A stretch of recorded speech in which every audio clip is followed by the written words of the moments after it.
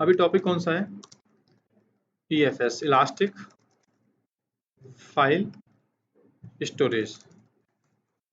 So it is actual, ये भी अपने आप में क्या है, एक स्टोरेज सर्विस है, but it provide file based which can be access हाँ at a time more than क्या 1 इंस्टांस। ठीक है, EFS को समझना है ना। और आपको जिन बच्चों ने आज से पहले कभी NFS नाम का वर्ड सुना होगा, कौन सा word? Network file system. NFS कहता है क्या है कि देखो, हार्ड डिस्क तो कम से कम चाहिए, बिना हार्ड डिस्क से पॉसिबल, लेकिन हार्ड ड्राइव का कंट्रोल मैं हर यूजर को नहीं दूंगा। हार्ड ड्राइव फॉर्मेट करना काम मेरा है, और यूजर को सिर्फ basically we will provide directory.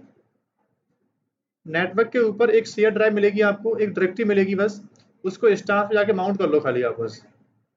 Backend में XFS फाइल सिस्टम चल रहा है, ext4 चल रहा है फाइल सिस्टम, ये मैटर नहीं करता। इसी को आईटी में बोल देते हैं हम लोग, क्या क्या बोल देते हैं इसको आईटी में? नेस स्टोरेज। अगर कंपनी आपसे बोलती है सर EBS का एग्जांपल क्या है, EBS क्या बताया अपने आप में? एक सैन स्टोरेज है। या इसी को बोल देते हैं आईटी में क्या हम लोग, क्या बोल देते हैं? रियल में क्या था EBS में ना, तुमको डायरेक्टली हार्ड ड्राइव का क्या था, एक एक्सेस मिल रहा था आपको। ऐसा मालूम चल रहा था कि सर्वर पे एक डिस्क क्या हो रही है, ब्लॉक डिस्क क्या है अवेलेबल है, जिसको तुमने फॉर्मेट किया था फिर माउंट किया था। जिसमें हाई आईओप्स क्या थे, अवेलेबल थे, बट एक लिमिटेशन थी उसमें, स्पीड फास्ट थी, बट एक टाइम पर आप वॉल्यूम को 2 जगह माउंट आप नहीं कर पा रहे थे। वो शेयर्ड, हालांकि नेटवर्क पर शेयर्ड है, बट बिटवीन इंस्टेंस क्या नहीं, शेयर्ड नहीं है।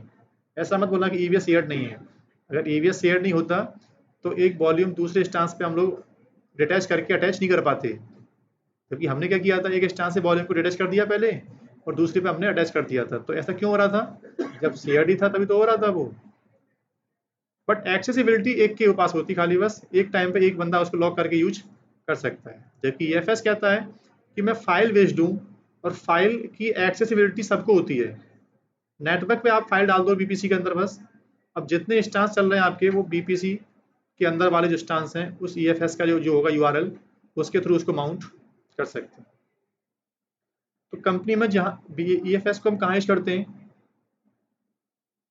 जिनको बेस लाइन स्पीड चाहिए, मतलब स्पीड भी चाहिए इनको। EVS में एक लिमिटेशन मालूम चली क्या आपको? EVS आपको फास्ट परफॉर्मेंस देता है, लेकिन उसमें मल्टी शेयरिंग क्या नहीं है। और सर मेरे 5 वेब सर्वर हैं, मेरे क्या है, 5 वेब सर्वर हैं, और मुझे पांचों वेब सर्वर से डेटा इंटरटेन करवाना है। और पांचों वेब सर्वर पे मेरी जो वेबसाइट है ना, वो सब पे क्या रहे, अवेलेबल रहे। तो अगर मैंने वेबसाइट का डेटा ब्लॉक पे रख दिया EVS के ऊपर, तो बेनिफिट नहीं क्यों?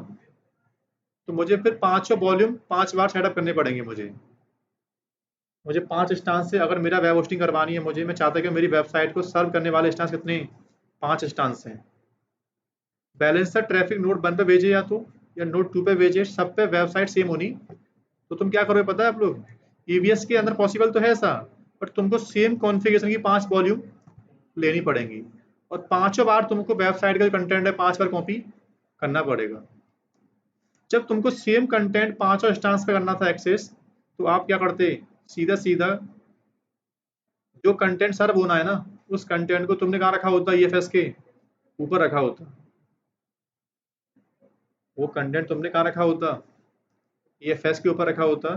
और EFS के ऊपर रखने के बाद पांचों सिस्टम पे आपने NFS को माउंट किया होता। तो फिर क्या होता उस केस में, वेब सर्वर 1 ट्रैफिक वेब पे आए, 1 पे, 2 पे आए, 3 पे आए, 4 पे आए, स्टोरेज एक ही है। यानी कंपनी को 5 टाइम कॉस्टिंग देनी नहीं पड़ी।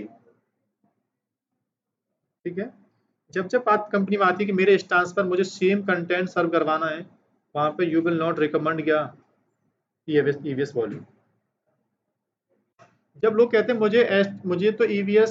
मुझे तो इंस्टांस पिक्चर में लेके ही नहीं आना, मुझे तो डायरेक्टली इंटरटेन ट्रैफिक करवाना है सीधा सीधा कंटेंट से, मुझे कोई वेब होस्टिंग नहीं करनी है, मुझे कोई लिनक्स सेटअप नहीं करवाना है, मुझे कोई बैलेंसर नहीं चाहिए, सो directly you will recommend S3 storage. नहीं समझे? जब तुम एप्लीकेशन लेयर को पिक्चर में लाना नहीं चाहते, बट मैं चाहता क्यों नहीं, मेरी एप्लीकेशन सर, पहले मेरी जो एप्लीकेशन है ना वो तो कहीं चलेगी ना पहले। यानी तुम्हारा S3 स्टोरेज EVS, तुम्हारा S3 स्टोरेज किसी एप्लीकेशन को रन नहीं कर सकता। वो तो HTML कंटेंट को सर्व कर सकता है, वीडियोस की डाउनलोडिंग कर सकते हैं। वो तो एक फ्लैट स्टोरेज है, बस खाली डेटा डेटा डाल दो एक बार और उसको नॉर्मली आप डाउनलोडिंग कर सकते हो बैठ के। जब कंपनी बोलती है कि मेरी एप्लीकेशन भी है वेबसाइट के अंदर, और जब एप्लीकेशन होगी तो फिर आपको इंस्टांस परचेज करना पड़ेगा। But application are running on multiple machine for the high performance, जल्दी से ट्रैफिक क्या हो, सर्व हो पाए। If your application running over the multiple machine, तो सबके ऊपर आपको सेम डेटा देना पड़ेगा एप्लीकेशन का आपको, चाहे ट्रैफिक नोड 1 पे आए चाहे नोड 2 पे आए, तो उनके बीच में आपको एक शेयर ड्राइव लेनी पड़ेगी। दो मेथड है, या तो ईवीएस आज भी हम वहां रखते हैं जहाँ पे हमें डायरेक्टली डेटा राइट करवाना है, क्योंकि ईएफएस में भी इतना आपको आयोप्स नहीं मिल पाता। जहाँ बात आती है हाई स्पीड ब्लॉक की, तो वहाँ पर हम करते क्या है, कॉस्टिंग फैक्टर अलग कर देते हैं, क्योंकि कस्टमर के लिए कॉस्टिंग फैक्टर मायने रखता है, लेकिन पहले क्या होती है, परफॉर्मेंस। परफॉर्मेंस के सामने आप कॉस्टिंग फैक्टर को आप प्रेजेंट नहीं कर सकते, पहले कॉस्टिंग तो बंदा पे कर देगा अगर परफॉर्मेंस उसको चाहिए तो। ठीक है, तो कंपनी में ईएफएस का सब सीधा सीधा बेनिफिट क्या होता है, खाली बस कि जहां multiple servers want to serve any data, तो वहां तुम S3 और ईवीएस को रिकमेंड नहीं करोगे आप। जब सर्वर लेवल से बंदा बात ही नहीं कर रहा आपसे, वो कहता है मेरे पास सर्वर एडमिन नहीं है, मैं EC2 इंस्टांस सेटअप करना नहीं चाहता और फिर भी मैं कंटेंट डिलीवरी करना चाहता हूँ, तो उसके लिए आप क्या करोगे फिर, आप सीधा S3 क्या उनके लिए बेस्ट सॉल्यूशन है। जो बंदा सीधा सीधा HTML content downloading, conferencing, videos, content, pics, marketing, ऐसी कंटेंट की डिलीवरी करना चाहते हैं जहाँ इंस्टांस को पिक्चर में लाना आप नहीं चाहते, वहाँ पे S3 क्या फिर बेस्ट ऑप्शन है। क्योंकि EFS और EVS यूज करोगे तो इंस्टांस के बिना उनको एक्सेस नहीं कर सकते। नहीं समझे? EFS और EVS दोनों ही क्या है, इंस्टांस लेवल स्टोरेज हैं। दोनों कैसे हैं, इंस्टांस लेवल स्टोरेज हैं, दोनों को यू वांट टू एक्सेस, तो क्लाउड के बाहर से आप एक्सेस नहीं कर सकते। लेकिन एक लाइन सुन लेना, EFS EFS को अगर तुम अपने कंपनी के नेटवर्क से माउंट करना चाहते हो तो एक कंसेप्ट है VPN बस। क्योंकि EFS क्या है, बेस्ड ऑन NFS, क्या है, क्या है ये बेस्ड ऑन, EFS क्या है बॉस, बेस्ड ऑन क्या है ये, NFS है। ठीक है, और NFS क्या है अपने आप में, ये क्या है, इट इज, यानी ये कैसी सर्विस है आपकी, लैन बेस्ड है। NFS जहां पर सेटअप कर देते हो ना, NFS को तुम पब्लिक IP से एक्सेस नहीं कर सकते। हाँ, हालांकि EFS तो उसने अपना कॉपीराइट नाम दिया है उसको, elastic file storage, but backend में जो स्पेस उठा रहे हो आप लोग EFS पे से, वो प्रोटोकॉल जो उन्होंने यूज किया उस साइड में, जो स्पेस तुमको एलोकेट करके मिल रहा है, वो बेस्ड ऑन क्या है, NFS तो है ही है। ठीक है, और दूसरा क्या है ये, आयोप स्लो इसके अंदर, इट इज अपने आप में क्या है, एक लोकल सर्विस है ये, और क्या है अपने आप में, लैन बेस्ड है, लोकल एरिया। यानी कि अगर आपका EFS चलाया आपने, तो आप इसको सिर्फ EC2 इंस्टांस से एक्सेस कर सकते हो। अगर इन हाउस सेटअप करना है, अगर आपको बनाना है, तो एक तरीका है क्या, खाली बस VPN। यानी लोग ऐसा बोल देते हैं कि NFS मतलब EFS की ड्राइव को तुम इन हाउस सेटअप से माउंट नहीं कर सकते। उसका आंसर नो है। जब जब आपके पास पब्लिक कम्युनिकेशन रहा तो एक्सेस नहीं कर सकते। अगर तुम्हारे पास VPN क्या है, कॉन्फ़िगर है, तो अमेजन क्लाउड में चलने वाले EFS को मैं अपने सर्वर पे, ऑफलाइन सर्वर पे, कंपनी के इन हाउस सेटअप के सिस्टम पे माउंट कर सकता हूं, अगर we have VPN setup. Without having VPN आप सब जानते होंगे कि लेंस कम्युनिकेशन खाली बस होता है, जबकि VPN क्या है, एक प्राइवेट कम्युनिकेशन होता है। उस केस में पब्लिक IP पिक्चर में नहीं आता। किस केस में, VPN वाले केस में आपको। हाँ भाई, क्लियर ना। अब उसके बाद जैसे EVS कहता है कि मेरे पास वॉल्यूम के टाइप होते हैं, EFS कहता है एक तो वॉल्यूम का साइज तुम सेलेक्ट नहीं कर सकते। ईएफएस कहता है मैं फाइल बेस्ड हूँ, जितना डेटा रखना है रखते जाओ। आपके लिए कोई प्री एलोकेट स्पेस में प्रोवाइड नहीं कर सकता। मेरे ईएफएस पे, मेरे एनएफएस के ऊपर अन टेराबाइट का disk, N number of terabyte disk यहाँ अवेलेबल हैं। तुमको बस जितना डेटा राइट करना राइट करते जाओ बस खाली। देयर इज नो मीनिंग, आपको मतलब नहीं है कि वॉल्यूम का साइज क्या है, फाइल सिस्टम का टाइप क्या है, how to extend volume, all these thing we are managing our side. वो कहते हैं हम बैकएंड में एनएफएस सेटअप करके ईवीएस वॉल्यूम काट के फॉर्मेट करके शेयरिंग कर दिया है।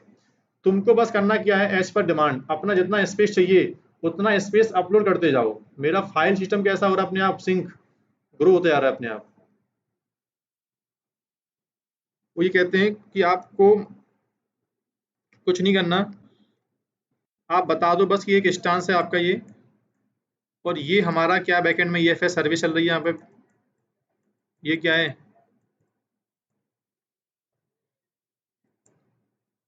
ये क्या ईएफएस की सर्विस है। हम तुमको यहाँ से एक फोल्डर देने बनाए, कौन सा, बॉल1। तुम इसको जाके सीधा मैप कर लो बस। अब इसमें कंटिन्यूस डेटा आप अपलोड करते जाओ। बैकएंड में डेटा किस डिस्क में राइट हो रहा है ये कंट्रोल तुम्हारे पास नहीं है। एक महीने में आपने कितना जीबी स्पेस यूज किया मेरा, बस उतना कॉस्ट आपको देना पड़ेगा। जबकि ईवीएस में क्या था, एक बार आपने 1 टेराबाइट का वॉल्यूम काट लिया, अब यूज करो या ना करो 1 टेराबाइट स्पेस क्या हो गया आपके लिए एलोकेट हो चुका है। ईवीएस में एलोकेट का पैसा है, यूज का पैसा नहीं है। यूज कितना कर रहे हो वो मैटर नहीं करता। जबकि यहाँ पे क्या है, प्री एलोकेट कंसेप्ट नहीं है, एज पर यूजेज, जितना यूज करोगे उतना कॉस्टिंग देनी पड़ेगी दूसरी पहली चीज को। ठीक है, तो ईएफएस एक नेटवर्क सर्विस है, इसकी लोकल फाइल स्टोरेज सर्विस है इसकी, और ये एनएफएस के कंसेप्ट पे सेटअप की इन्होंने पूरा। और सबसे बड़ी बात है कि इट इज ओनली फॉर क्या,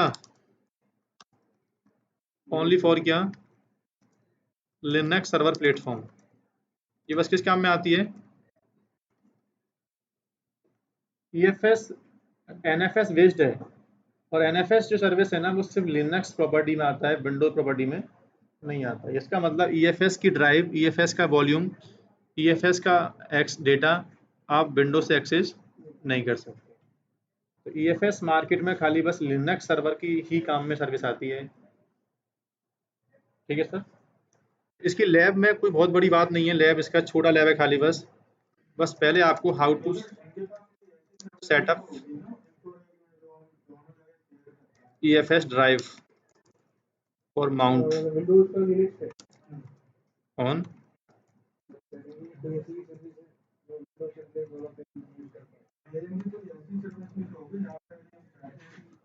जो हमारा इंफ्रा है वो हाइब्रिड है, मतलब उसमें लाइनेंस की। तो अमेजन एक काम कहता है, अमेजन से भी एक काम करता है कि एक काम करो, पहले ईवीएस का वॉल्यूम काटो, विंडो पे माउंट करो और विंडो के अंदर सेटअप कर लो फाइल सर्वर। क्या बना लो, अब उस फाइल सर्वर से बना बना के आप लोग अपने विंडो सिस्टम के लिए कर दो, वॉल्यूम शेयर कर दो आप। यानी इंफ्रा सर्विस नहीं है, आपको अपना Linux system, sorry window system लेने के बाद विंडो एडमिन से बोलना पड़ेगा, वो ईवीएस वॉल्यूम को फर्दर क्या करेगा, फाइल सर्वर पे यूज करके शेयरिंग कर देगा।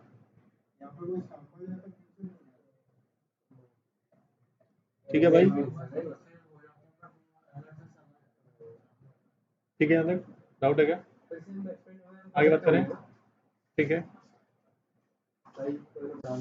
ईएफएस कहता है कि एक्सटेंड करना मेरा काम है। आप जैसे जैसे डेटा अपलोड करते जाओगे, बैकएंड में मेरे पास अन टेराबाइट की डिस्क लगी हुई है, यानी ईएफएस का बैकअप, ईएफएस की maintenance, extend, high availability, data backup, stripping, ये सब तुम्हारे कंट्रोल में नहीं है। Just we are giving only single folder you can mount over the system बस। अब now you can upload data, बस आपको मैं फोल्डर दे रहा हूँ, इस फोल्डर को मैप करके you can write only data, data कहाँ जा रहा है, उसका बैकअप, उसकी हाई अवेलेबिलिटी, उसकी मेंटेनेंस, एक्सटेंड करना, ये सब तुम्हारे कंट्रोल में नहीं है। ईएफएस इंफ्रा सर्विस चल रही है, ईएफएस के ऊपर जो बंदे काम कर रहे हैं बैठ के, they are responsible to map the storage. उन्होंने उसके ऊपर कितनी कितनी ड्राइव सेट की हुई हैं, ये काम किसका है, उनका है।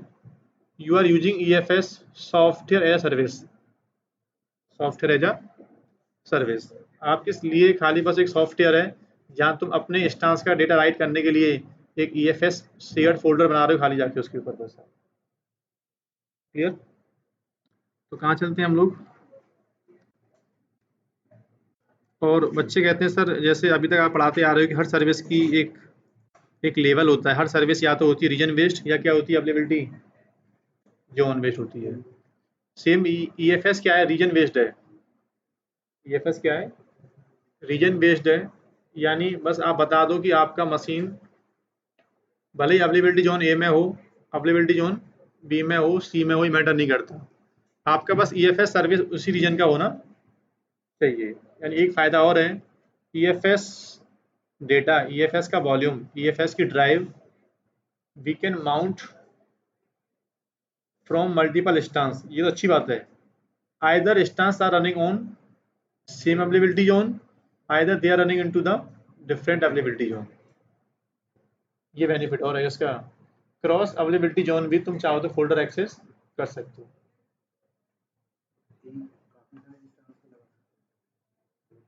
मल्टी इंस्टेंस एक्सेसिबल तो है ही है, प्लस मल्टी इंस्टेंस आपके सेम अवेलेबिलिटी जोन में चल रहे हैं, अच्छी बात है अगर आपके instance availability zone, but cross region access नहीं कर सकते।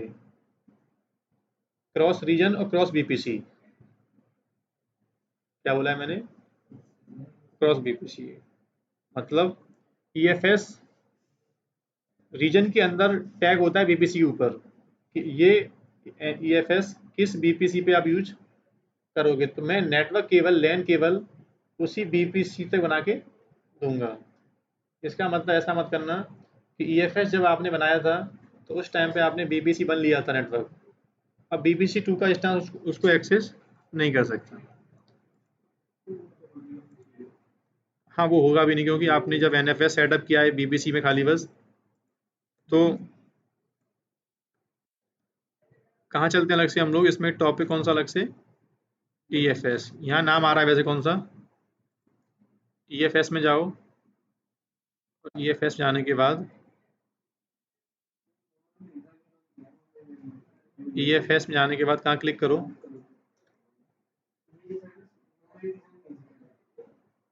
हाँ ये सर्विस पहले हर एक रीजन में अवेलेबल नहीं थी, बट अभी ये सर्विस सब में ऑलमोस्ट सब में क्या आ गई, अवेलेबल हो गई है। अभी हम कहाँ बैठे हुए हैं, वर्जीनिया बैठे हुए हैं हम लोग। देन क्या करो यहाँ से आप,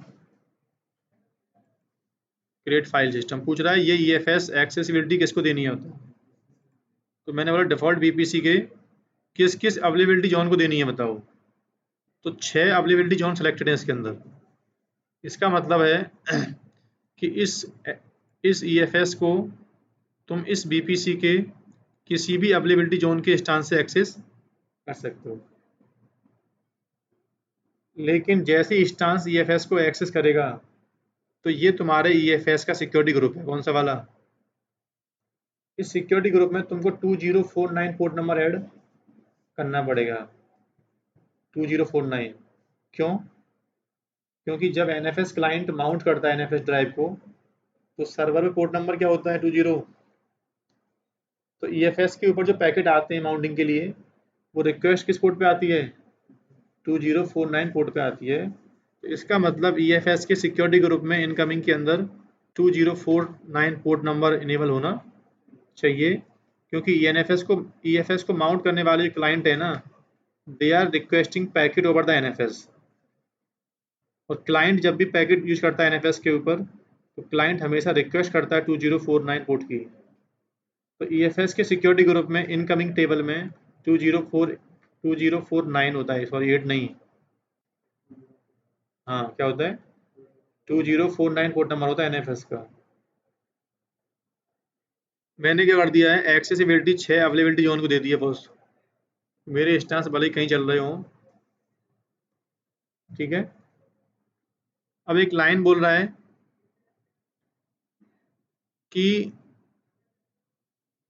जिन बच्चों को S3 पता है, क्या पता है कि सर इसमें ऐसा नहीं है कि जो डेटा कॉस्टिंग बता रहे हो आप लोग, इसका जो पर मंथ बिल आता है अगर मैंने EFS के अंदर डेटा डाल दिया, बट वो डेटा बहुत ज़्यादा फ्रिक्वेंट क्या नहीं हो रहा है, एक्सेस नहीं हो रहा है, तो ये तुम्हारी कॉस्टिंग कम करता है डेटा की।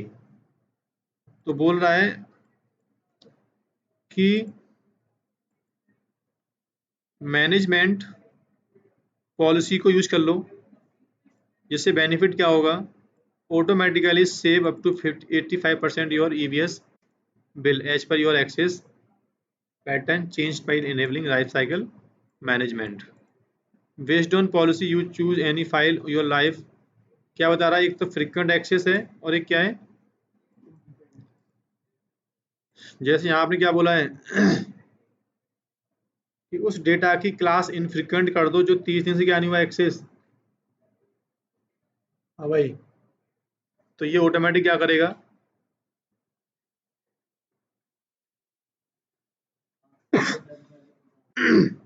ठीक है ना।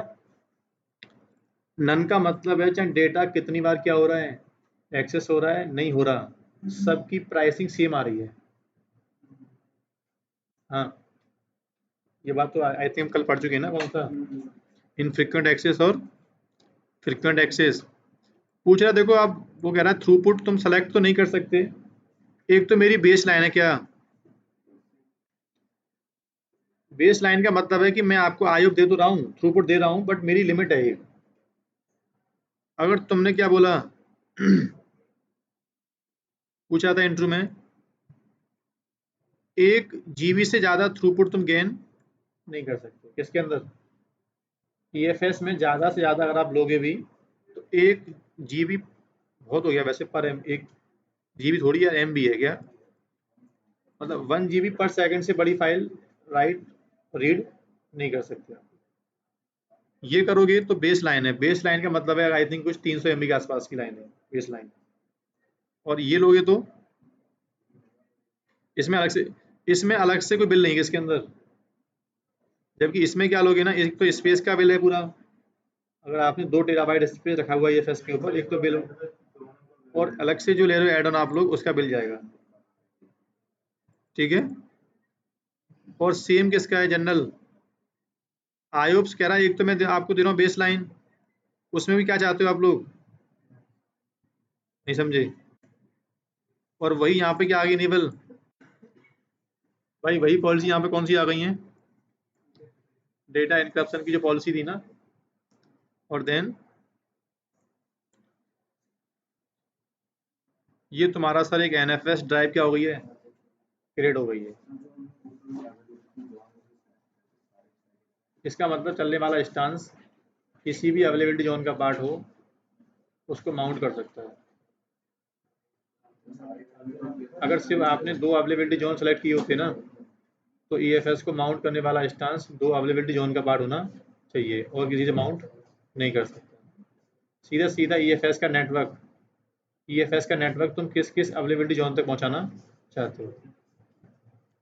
अब ये तुम्हारे EFS का बॉस क्या है, एक्सेस पॉइंट है कौन सा, तुम EFS पे जब माउंट करोगे ना तो इस नाम से माउंट करोगे, ठीक है। अब माउंट करने के लिए आपको एक काम करना पड़ेगा, एक मशीन सेटअप करना पड़ेगा। तो मैं एक काम कर लेता हूँ, एक दोबारा से एक नया मशीन सेटअप कर लेता हूँ मैं। हालांकि मेरे पास कुछ मशीन चल रहे हैं पहले से, बट ये अमेजन लिनक्स है, इसको कोई यूज करता नहीं है, तो ये तो मैंने क्या कर दिया, टर्मिनेट कर दिया है। और मैं अलग से एक नया मशीन, या तो मशीन ले लेना आप लोग RHEL का, या फिर सेंटोस भी क्या है इसके पास अवेलेबल है। कहाँ जाओ,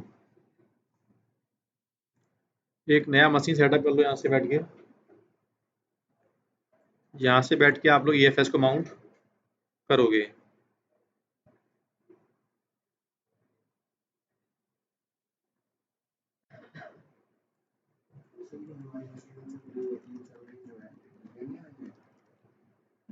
सबसे कर सकते हो, बट लिनक्स थोड़ा सा सेंटोस में जाके माउंट करना अच्छा लगता है, क्योंकि वो मशीन जो है ना वो अमेजन लिनक्स है, तो अमेजन लिनक्स का यूज करते नहीं हम लोग प्रोडक्शन में।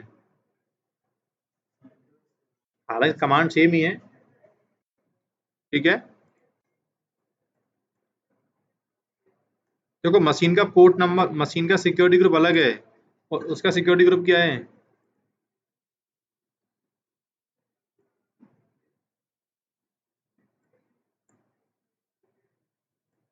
ऐसा मत बोलना कि मशीन के सिक्योरिटी ग्रुप में आपने एनएफएस का पोर्ट नंबर अलाउ कर दिया, उससे बेनिफिट नहीं होगा कुछ भी आपको,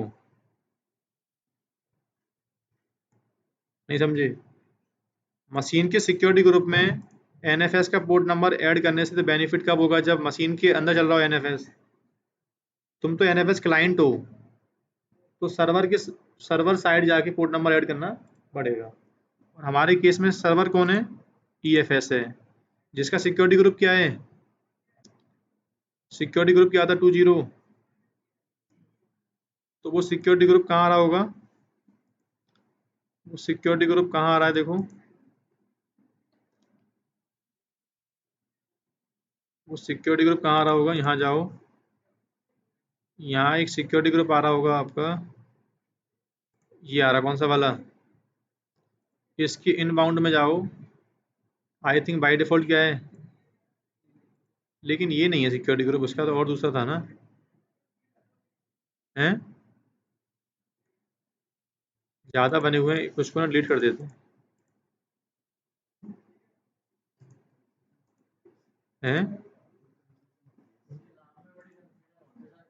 एक सिक्योरिटी ग्रुप यहाँ काम कर रहा है और एक सिक्योरिटी ग्रुप स्टैंस पे काम कर रहा है, इससे मतलब नहीं है मुझे अभी। यहाँ से पैकेट क्या होगा, आउट होगा किसके ऊपर, ईएफएस के ऊपर। तो 2049 पोर्ट नंबर जो है ना, वो तुम्हें ईएफएस के सिक्योरिटी ग्रुप में ऐड करना पड़ेगा। और ईएफएस का सिक्योरिटी ग्रुप, तुम्हारा ईएफएस किस सिक्योरिटी ग्रुप को यूज कर रहा है, कैसे मालूम करोगे, यहाँ से आके मालूम कर लो थोड़ा सा एक बार रिफ्रेश करके, कि ये सिक्योरिटी ग्रुप, ये वाला एनएफएस किस सिक्योरिटी ग्रुप को यूज कर रहा है, उसके नाम क्या आ रहे हैं, क्या आ रहे हैं, 7G 7C। तो कौन सा इसमें से, ये नहीं होगा यार, 0A4 यही क्या, यही है। तो इसने इसमें एक पोर्ट ऐड कर दिया आपने, कौन सा वाला, 2049 पोर्ट, अगर नहीं होता तो ऐड करना पड़ता। अब मैं कहाँ चलता हूँ स्टांस के, अब मैं उस स्टांस के ऊपर जाता हूँ जहाँ से मुझे करना क्या, ईएफएस क्लाइंट से।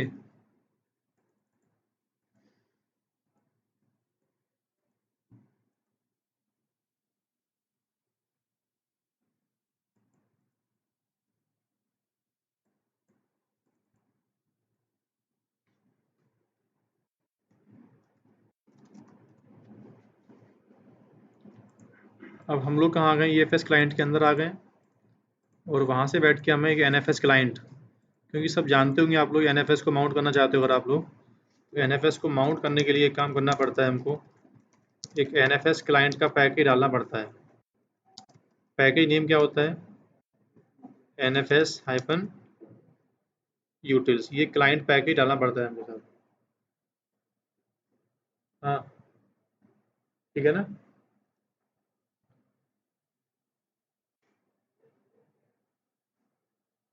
अब जहाँ भी आपको माउंट करना है, ठीक है, कमांड क्या होगी, माउंट, और कौन सा पाथ, ये वाला पाथ कौन सा, ये वाला एनएफएस का पाथ है सर जी। और इसका रूट फोल्डर, मतलब जितना स्पेस अवेलेबल है सबको माउंट कर लो, कहाँ, टेस्ट फोल्डर पे। तो आपको ये प्रॉब्लम आ रही थी ना, क्या हो गया, ये माउंट हो गया। अब इसको आराम से क्या कर लो, यहाँ से आप लोग, बता रहा आपने एनएफएस माउंट किया हुआ है टेस्ट फोल्डर पे, और इसकी लिमिट क्या है, 8 मिलियन टेराबाइट से ऊपर स्पेस। अभी आपने यूज कितना किया है, 0%। डाउट है क्या, हम्म, इसका मतलब मैंने ईएफएस के ऊपर जितना स्पेस अवेलेबल है ना, उसका पूरा रूट स्पेस क्या कर लिया है सीधा। अब टेस्ट फोल्डर को तुम मल्टीपल स्टांस से माउंट कर सकते, सॉरी, इसी पाथ को तुम मल्टीपल स्टांस में माउंट करते जाओ, और जो फाइल तुम इसमें राइट करोगे इसके अंदर, ये फाइल जो तुम राइट कर रहे हो इसके ऊपर, कौन सी फाइल? ये आपकी फाइल जो है ना वो राइट कहाँ हो रही है जाके सीधा? यहाँ राइट हो रही है। मतलब अगर आप इसको यहाँ से हटा भी दोगे आप यहाँ से, तो फाइल क्या होगी? यहाँ से चलेगी वो फाइल। क्यों? क्योंकि वो फाइल किसमें थी? ड्राइव के अंदर थी फाइल वो। दोबारा माउंट करोगे इसको अगर आप लोग, दोबारा जैसे ही माउंट करोगे तुरंत क्या हुआ? फाइल आ गई वो।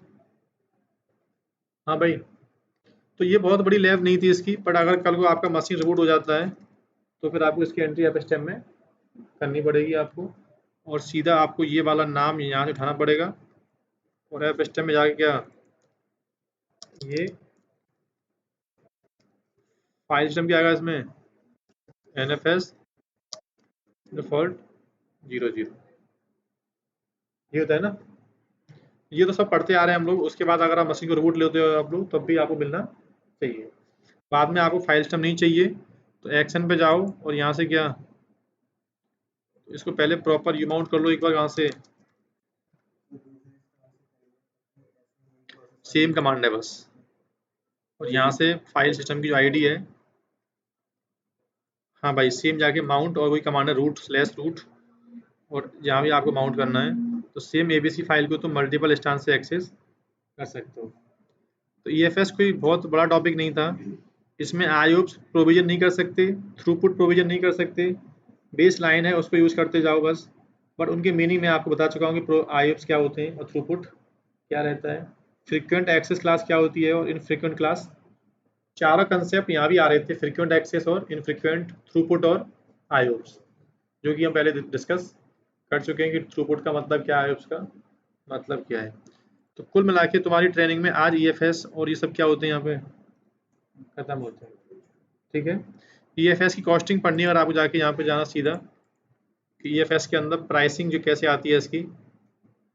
तो कहाँ जाना आप लोग,